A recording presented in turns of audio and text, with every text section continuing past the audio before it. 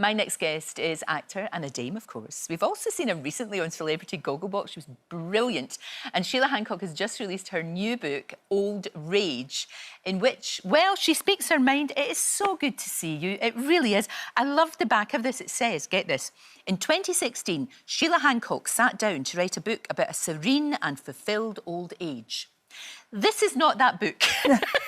It really isn't. No. It's our belly laughed. It's just great. It really is. Did you enjoy writing it? Well, I did bits of it, yeah, but I had to keep restarting it because things kept happening. Like Brexit happened after I started doing this rather gentle book about old age. Yes. And suddenly I was beside myself with rage and grief about Brexit. No, absolutely. You detail that very, very movingly, actually, and the effect that it has had on you and generally, you know, the sort of political atmosphere that we live in now. You know, and you don't hold back, which is good. You shouldn't. I just think old people have got to start saying what they think. I mean, I just felt that the world needs to be united in a way that it never has been before. Yeah. With viruses spreading, you know, all sorts of problems about countries that are going to be closing down. We have to unite. And to close down a little bit that was united, i.e. Europe, seemed to me total madness and sadness as well.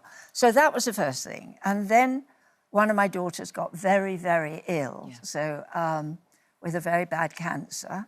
And then very quickly after that, I got a lovely illness called rheumatoid arthritis. Oh, Sheila, that's awful. Which one can do without. So painful. So I was coping with that. And then lockdown. Yes. So every time, the perspective that I was taking on old age kept changing. But, I mean, the truth of the matter was that I ended up probably with something more truthful. If I'd have tried to do a book about how lovely and benign and contented and you can do all the things that you wanted to do when you were old, it wouldn't have been truthful. No, you're angry, and I don't blame you for being angry. But out of the anger, also, Lorraine, I found a sort of peace. Yeah. I mean, I don't know about you, but lockdown was a revelation to me.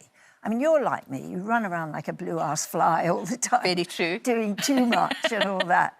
And suddenly to be forced to stand still and think. And just take... You're right, because we don't do that often enough. Especially with the kind of job you do, because your career is ongoing. I mean, you never stop, which is good. Well, I'm trying to stop, but then I find I miss it. Do you know what I mean? If you live on your own, like I do, work is a way of communicating. You know, here I've been surrounded by lovely technicians and yourself and makeup and all that sort of thing. And then when I'm going to be doing a drama, and there will be young people in the cast, otherwise you talk about hip replacements with old people all the time. And so... they keep you young, they do. And my team keep me young. Yeah, absolutely. Absolutely, and also keeps your mind occupied. But I do believe I am really trying to do, you know, carpe diem, cherish the moment. Absolutely. And one says that, but one doesn't really do it. Do you know what I mean? Like that bowl of flowers is lovely. So what I try to do now is not just say, oh, isn't that bowl of flowers lovely, and go on. I actually try to dwell. And I say to myself, that is lovely, and it's making me feel happy. It's something I don't often feel. Do you know what I mean? Yeah. So I say, every now and then, I say, I am happy now with the sun on my back. Yes. You know, and lovely people around me. And just take that time. Yeah. You're so right. You're a very wise woman. Oh, darling, I'm not. Oh, no, you are. No. No, I've read your book. You are a very wise woman. Well, the awful thing is that I write that. I've written books in the past and people come up and say, oh, I read your book and you said such and such. And I go, did I? I can't... Well, I don't think that now. You know what I mean? And that's the other thing, you're allowed to change. And people are allowed to have opinions. And you should be allowed to have debates. And we should listen to each other. It doesn't mean to necessarily say that we change our minds, but we should listen to the other side of things. Otherwise, we'll never learn anything. I worry about the fact that we're not doing that so much. And I think, certainly in politics, it's very serious that decisions are made because of party lines. They're not as a sort of deep thought nothing to do with what you believe as a Tory or what you believe as a Labour person, but just get the job done. And that wretched line, get the job done. What job? The job they've been doing for the last 10 years, you mean? You know, so it does get me going. No, I'm sure it does, but I'll tell you what, you've got real fire in your belly. I cannot believe you're 89. Is that true? Yes. No. How?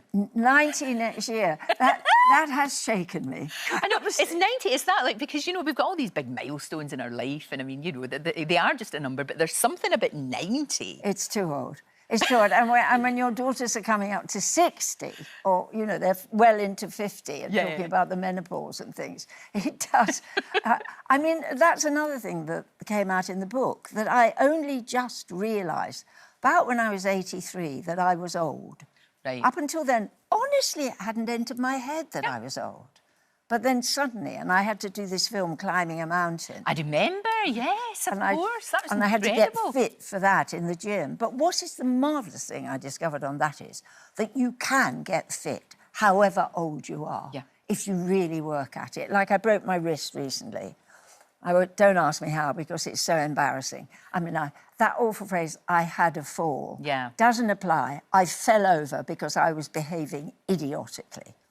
I will breathe. But please don't stop behaving idiotically. Well, that's what I ended up with. And they said, when I had it and they wrenched it and put it back into place and everything, and they said they couldn't operate because I was so old, or they preferred not to operate because I was so old. And I probably wouldn't get all the movement back in my wrist, and maybe some problem driving. So I thought, right, you're kidding with me. That was the worst thing they could have, the best thing they could have said. I can do anything. I can stand on it. I can pick up weights on it. I thought, no way am I going to do that.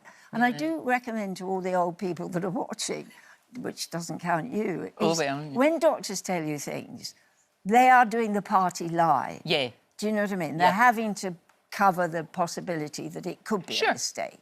But try and defy them.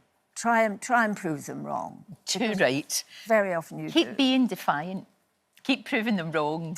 You are brilliant, and I loved this. Absolutely loved it. Sheila's new book, Old Rage. It doesn't matter what age you are. You will find this very funny and very moving as well. It's out right now. Thank you so much. Thank you for liking it.